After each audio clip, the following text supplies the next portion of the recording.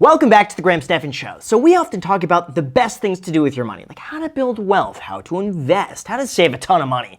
Well, this is not that video. In fact, this is a good example of exactly what not to do. Like, this is the exact opposite of everything we ever talk about here in the channel. And that's this video here. It's from Romain. And basically what he does is he interviews people, digs into their finances, and finds out all the problems that are riddled throughout their bank accounts. And I want to talk about this as soon as you hit the like button and subscribe, because this is an absolute train wreck. In fact, this is probably one of the worst situations I have seen. I'm also going to link to Romain's video down below in the description. I highly recommend you subscribe to his channel as well. Oh, and also a big thank you to Rocket Money for sponsoring today's video, but more on that later. This is Diana, and at 63 years old, she has nothing to show for it. So do you have like a saving account? No. Retirement accounts? No. Investments? No. It's hard to believe that people like this exist, that just have zero financial literacy whatsoever. Like, they have no comprehension of saving. They have no comprehension of a bank account. They have never needed to invest money before. And I think it's a shame. I think more people need to learn the basics of money in, money out. If you have $10 in your pocket and that's all you have, you shouldn't spend $20 and borrow money to be able to do so. But anyway, let's continue. Let's look at your profile. Diana, you are 63 years old. You're originally from Seattle, and you currently live as well in the city nearby Seattle named Federal Way. You are currently retired. Why does she have a check mark next to her name? Does nobody question this? Like, is this an Instagram profile? No. I've been noticing this a lot of places lately. Everyone now puts their check next to the name, and like in places it shouldn't be. And this is one of those where the check mark doesn't need to be there. We know she's Diana, right? She's not pretending to be somebody else. She's not like an imposter. Maybe she is though, but regardless, little stuff like this, I notice it and it bugs me. I got to a place where the monthly payments were more, because there was 3 credit cards. Yeah. And the monthly payments were more than I was making. What? How does it ever get that bad? Like, you would know as it's creeping up there, where it's like, okay, half of my spending right now is my income, and that is on a credit card. Like, you would know. This is not something that just comes out of the blue. This is something that's probably been building for a very long time. And in terms of where I've been spending my money recently, no joke, it's in protein powders. I know it seems kind of weird. This is not a plug. I'm just talking about what I really enjoyed. I got this basically low-calorie almond milk from Trader Joe's. The thing was like $1.99 or whatever. Mix in coffee or espresso, then mixed in like a matcha protein powder. And this thing, believe it or not, I'm getting like, I don't know, 20-something grams of protein in this, a little coffee or espresso, a little basically low-calorie almond milk. This thing is delicious. And so I started loading up in these protein powders. And the protein powders are kind of expensive, but you know what? My gosh, it's worth it. This is one of the few things now where I could spend like $40 on a bag of protein powder. It's a lot, but it's delicious. It's like drinking a high-protein dessert. Oh, anyway. We had just a typical life. We had kids, then the kids grew up, then they went to college, then they graduated from college. So you weren't involved in your child's life anymore. And I gained weight. Whoa, wow. Yeah, I mean, it's got to be tough when you attach your identity, your everything, to raising children. And then they leave. And then what do? All of a sudden, you have an empty house. You don't have the same responsibilities. You have a lot of free time to fill.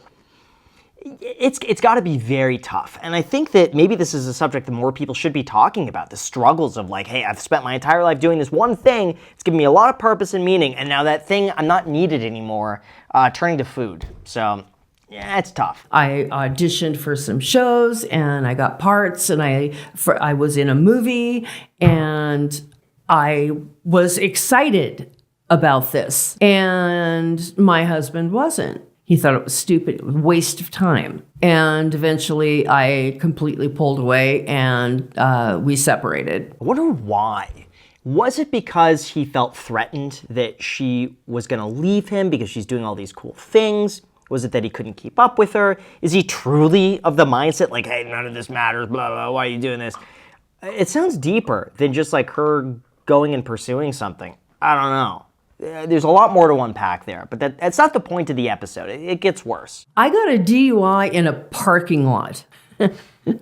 I just got in, I had the keys in my hand, and there was a motorcycle cop that was watching. Because technically, you're in control of a vehicle. That's right. A DUI is really expensive. Oh, man. I mean, that's one of the things where it's like, yeah, I could kind of see it if you're drinking and you have the key in your hand and you're in the driver's side that theoretically you could turn on the car and move. You know, I bet there's a large percentage of people out there that just sleep in their car, try to sleep it off, sober up, and they get nabbed with a DUI because they happen to have the key like near the ignition or like in the ignition running the air. Like, I don't know.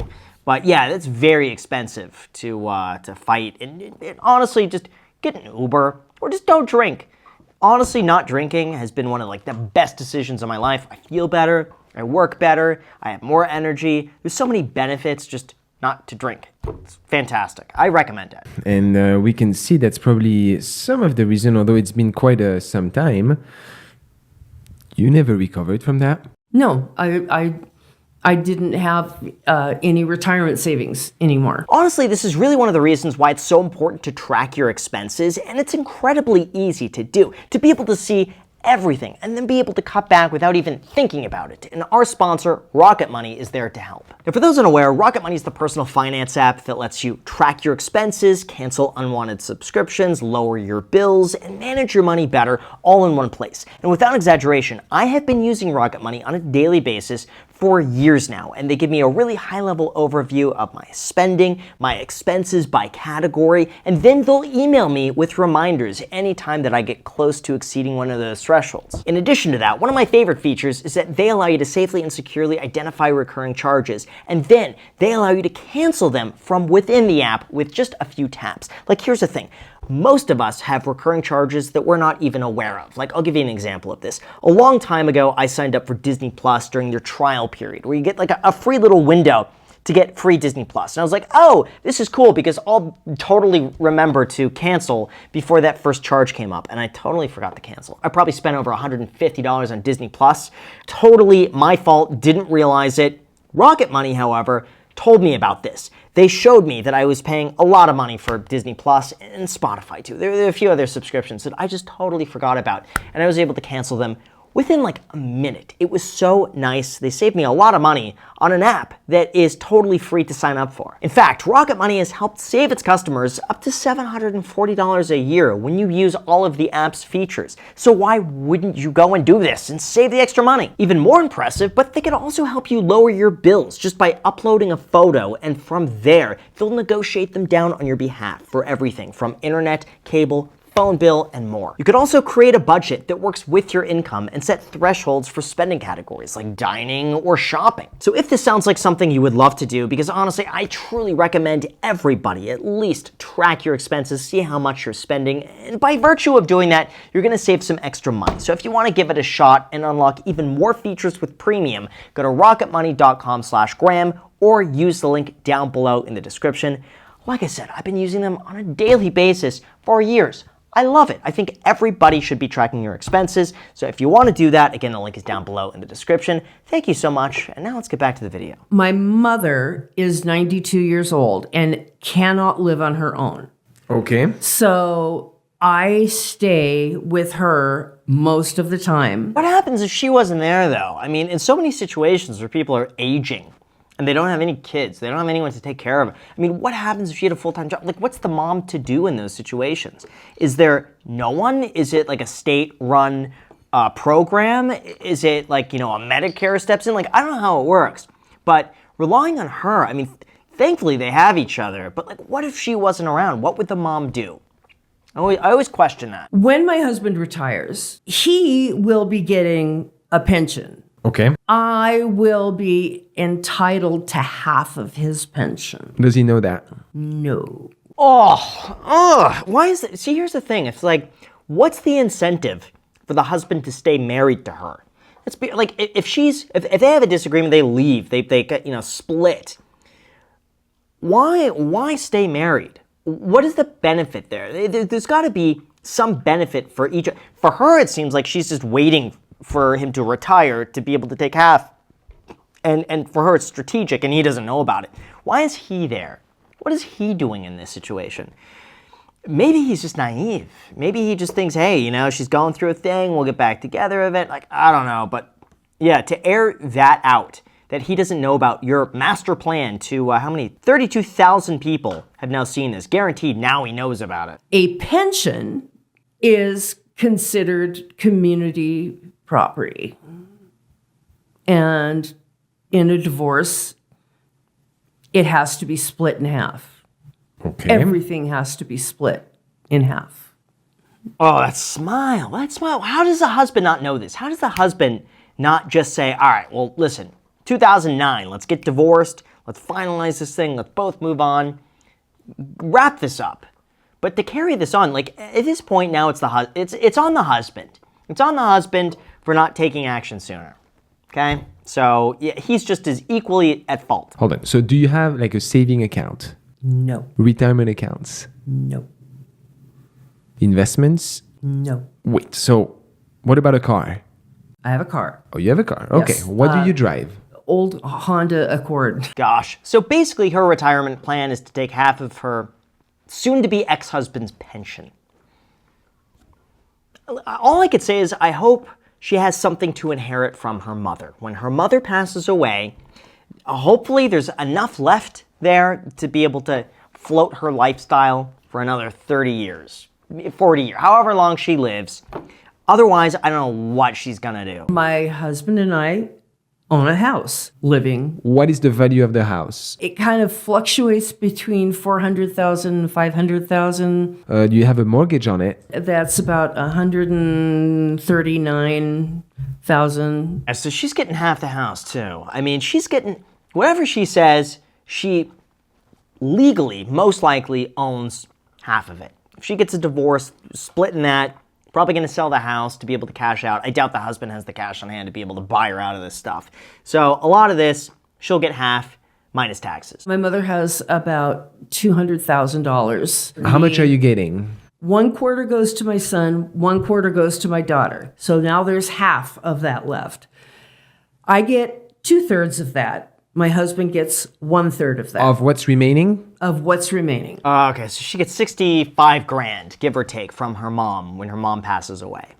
I'm afraid that I am going to continue on my spending path and Get further into debt. Yeah, that money would disappear, and I'm going to need that. Yeah, at this rate, it's probably going to disappear because we got to look at it this way. $230,000, let's just say, that's going to be after tax. If she spends 4.5% of that a year, she could probably bump it up to 5% given her age, 5% a year. She's basically able to draw an income of $11,500 a year, or almost, we'll round it up. We'll give her the benefit of the doubt. She's able to get $1,000 a month from that nest egg of $230,000 after tax. $1,000 a month, really for the rest of her life. So you combine that with her pension, you combine that with, the Social Security, she's probably able to walk away with $3,500 a month. If she could just survive off $3,500 a month, she will be just fine for the rest of her life.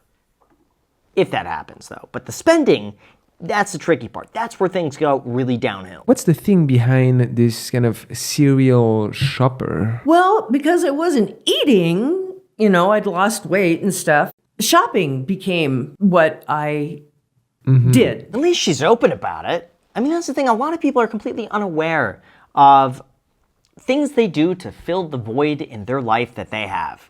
For some people, it's internet. For some people, it's shopping. For some people, it's food. For some people, it could even be exercise. There's always going to be something that people will do to plug that void. And you would hope that it would be at least something positive. But in this, it tends to be destructive, moving from food to shopping.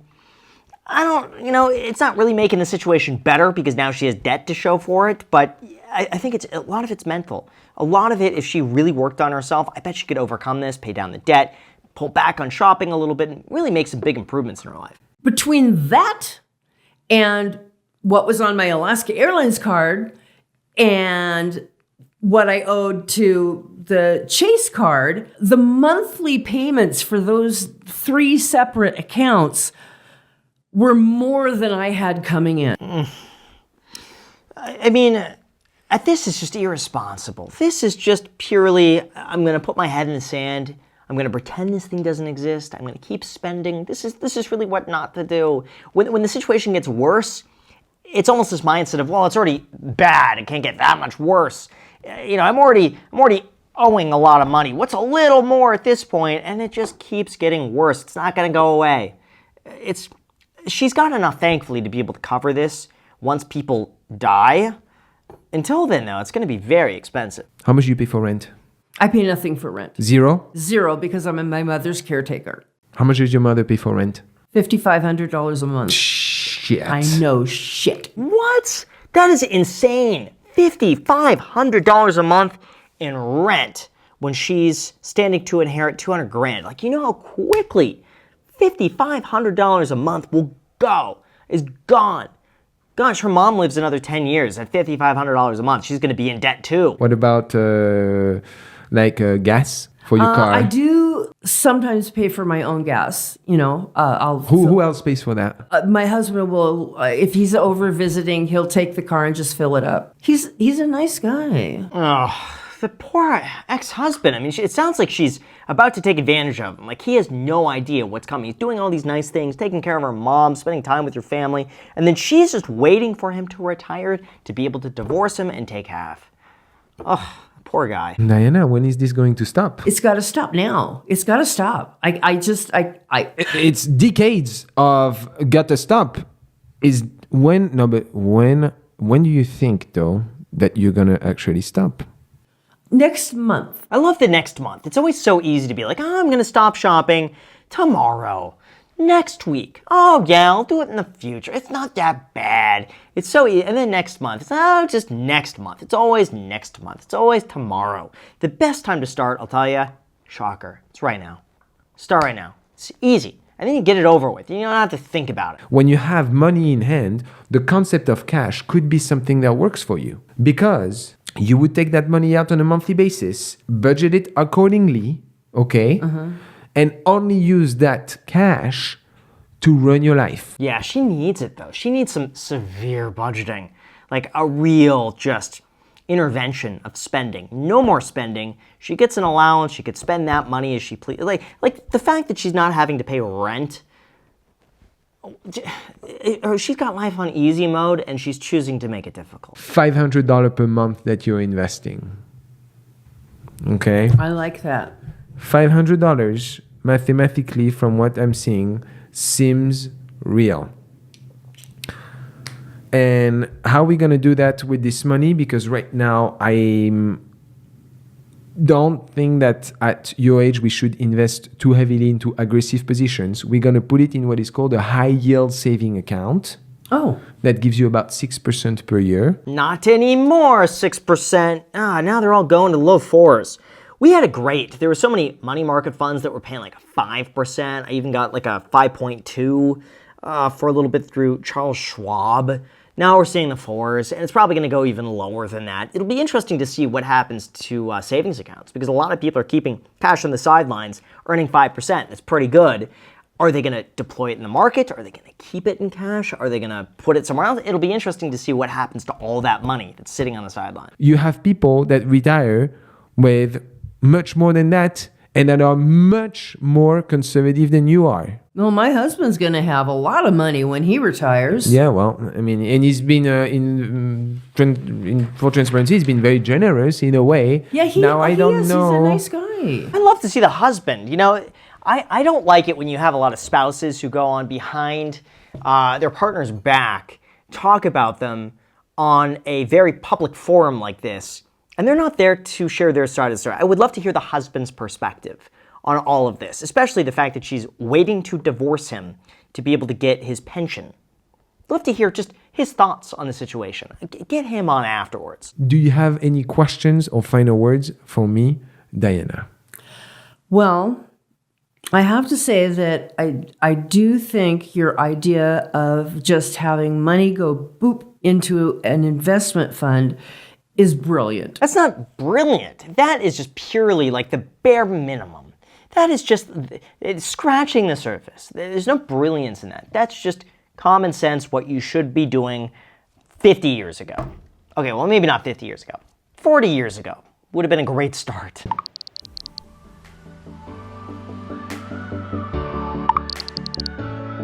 All right, what's this? Good news, I did get a notebook with zipping envelopes and placed money in each of those. I really want some makeup products, but those aren't in the budget at this time. All right, good. Maybe towards the end of the month, I can move cash from one envelope to that one, but not now. That's great. I have the prepaid cards for purchases, which cannot be cash transactions. Okay, good. So thank you for following till the end. As always, we invite you to please like and subscribe. Until then, guys, I see you next time. À bientôt. Good. You know, I really hope now that it's been 5 months ago, I want to see her back. I want to see an update on this, and I really hope the best of her because, you know, it sucks to be, you know, basically near retirement age and be starting over from scratch for the most part. I mean, yeah, you know, 200 grand goes quickly, especially if you have medical expenses or just other overhead things that come up. So I really wish her all the best. And again, this is precisely why budgeting is so important. Start tracking your expenses, saving like 15 to 20% of your income on a regular basis. It gets easier with time. If you get a raise, save the difference. Live below your means. All of this is going to put you tremendously ahead. So again, I'll link to Roman's channel down below in the description. If you're watching to this point, you haven't already subscribed to Roman, subscribe to him. He's a great channel. I really like him a lot. He gives some really good sound advice. So with that said, thank you so much. His channel is down below in the description. Do him that favor. Thank you so much. Subscribe here if you haven't done that already too. And until next time.